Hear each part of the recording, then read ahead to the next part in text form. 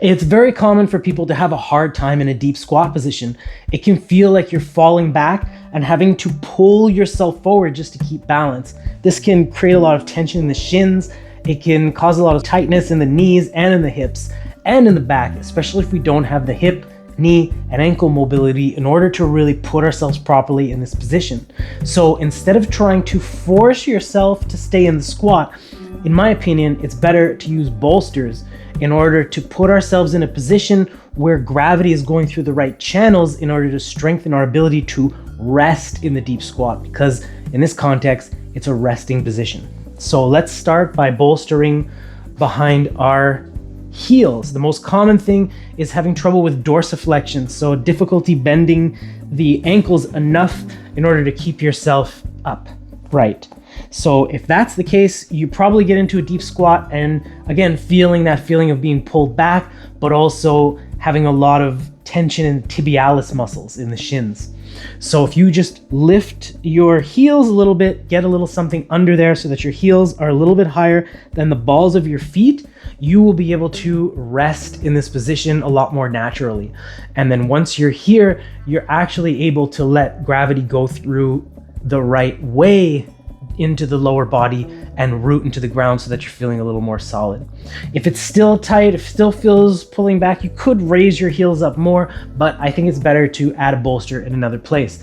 For example, behind the knees. It's also really good if you have tension behind the knees when you're in the squat and you need to ease that tension. So once we get into this position, the knees are a little bit less bent to their full degree of range and allowed to kind of rest in this position so the gravity can move through the body more naturally.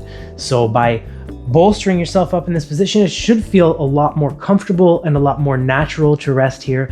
And you could just sit there and read a book, answer emails, watch a show or something like that, and it feels like a lot less of a strain. Using a little bit of a weight to counterbalance. If you're still bolstering yourself up and you still feel like you're kind of holding yourself forward just to keep yourself upright, getting up a weight, maybe a little dumbbell, maybe a kettlebell if you have one, or maybe just a bag of books, and just holding it in front of you. You can hold it like this, or you can hold it out in front of you like this. You can even have it on the ground and just hold it for support. This could also be a post, like a banister or a pole or something that's connected to the ground that you can hold on to and brace yourself with. So with a little bit of that counterbalance and those bolsters, you should be able to rest quite comfortably in this position and actually open up the ranges of motion and create the conditioning necessary to naturally rest in a deep squat.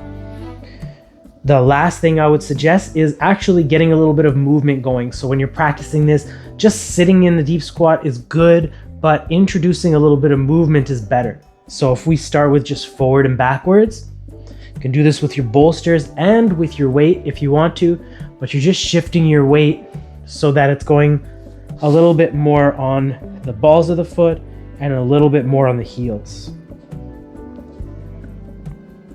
Next, you can try going sideways. So I'm shifting my weight so that most of it is on the left foot, and then I'm shifting it so that most of the weight is on the right foot. And the center of my pelvis is kind of aligning closer to the foot that I'm leaning towards. If you combine those two, you could lean to that left foot and then shift your weight to the ball of the foot, and then keeping the weight shifted forward, lean to the right foot, and then shift the weight back to the heel, and then lean, keeping the weight on the heel back to the left foot, and now we have a circle. Again, you want to do these movements slowly, with control. Usually there's a tendency to speed this up a bit too much. So whatever speed you're naturally wanting to go at, if you think about slowing that down by about 50%, you're probably going to be able to uncover a lot more nuances in your available range of motion and really see where it is that your body has more of a hard time.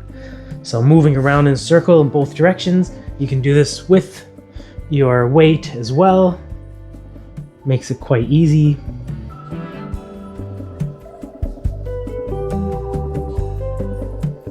And just relax and enjoy the movement.